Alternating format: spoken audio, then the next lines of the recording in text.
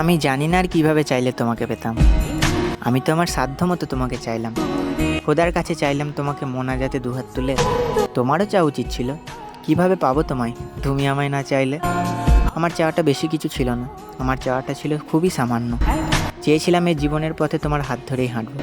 তবে দেখো, আর জীবনটাই থেমে আছে তোমার জন্য।